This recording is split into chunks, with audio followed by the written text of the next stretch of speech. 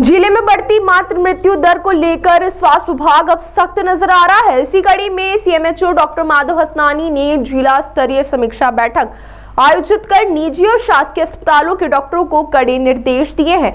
बैठक में हाल ही में सामने आए मातृ मृत्यु के 9 मामलों की विस्तार से समीक्षा की गई। समीक्षा बैठक के दौरान सीएमएचओ डॉक्टर माधव हसनानी ने स्पष्ट कहा कि प्रसूता महिलाओं के इलाज में किसी भी प्रकार की लापरवाही बिल्कुल बर्दाश्त नहीं की जाएगी। उन्होंने निजी अस्पतालों के डॉक्टरों को चेतावनी देते हुए कहा कि यदि किसी भी मामले में लापरवाही सिद्ध होती है तो संबंधित अस्पताल का पंजीयन रद्द करने की कार्यवाही की जाएगी। बैठक में शासकीय अस्पतालों के डॉक्टरों को भी उपचार के दौरान पूरी जिम्मेदारी और संवेदनशीलता के साथ कार्य करने के निर्देश दिए गए हैं।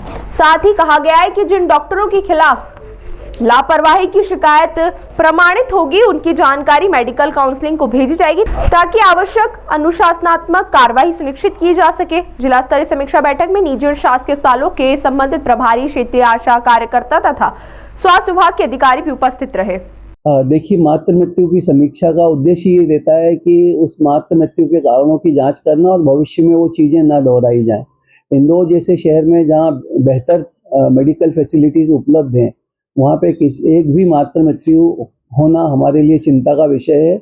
और इसी को लेकर जब हमारी मासिक समीक्षा होती है मातृ मृत्यु की, तो वो समीक्षा हमारे द्वारा भी की जाती है। उसके बाद में संभागीय स्तर पर हमारे संभागीय कार्यालय द्वारा भी की जाती है और राज्य स्तर पे भी समीक्षा होती है। तो आज जो हमारी जिला स्तरीय समीक्षा थी उसमें 9 मातृ मृत्यु के प्रकरण थे और उसमें जो भी निजी चिकित्सालय या शासकीय चिकित्सालय शामिल थे और उन सभी के ट्रीटिंग डॉक्टर्स या प्रभारियों को बुलाया गया था। और साथ ही साथ ये जो समीक्षा थी उसमें क्षेत्रीय आशा कार्यकर्ता उनको भी बुलाया गया था कि पता पड़े कि किस लेवल पे डिले हुआ था, कहाँ पे हम लोगों से चूक हुई है। और उसमें हम लोग घर के लोगों ने समय पे वाहन की व्यवस्था नहीं करी या उनको जानकारी नहीं थी कि उस मरीज को कहाँ लेके जाना है।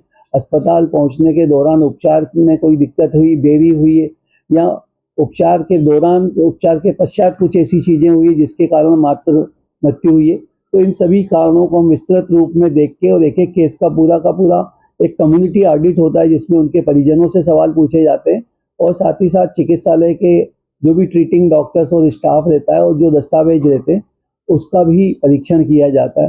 तो आज की समीक्षा के दौरान मेरे द्वारा स्पष्ट निर्देश दिए गए कि जो भी निजी चिकित्सालय इस तरह की यदि उनके पास में एक बार मातृ मृत्यु हुई है और यदि दोबारा होती है और लगभग समान कारण रहते हैं जिसमें वो प्रारंभिक उसकी जाँचें नहीं की जाना या बाद में उपचार के दौरान केयर में किसी प्रकार की कमी, यदि इस तरह की चीज़ें आएंगी तो न केवल हम उनके पंजीयन निरस्त करेंगे बल्कि जो भी दोषी चिकित्सक होंगे उनके बारे में भी मेडिकल काउंसिल को लिखेंगे।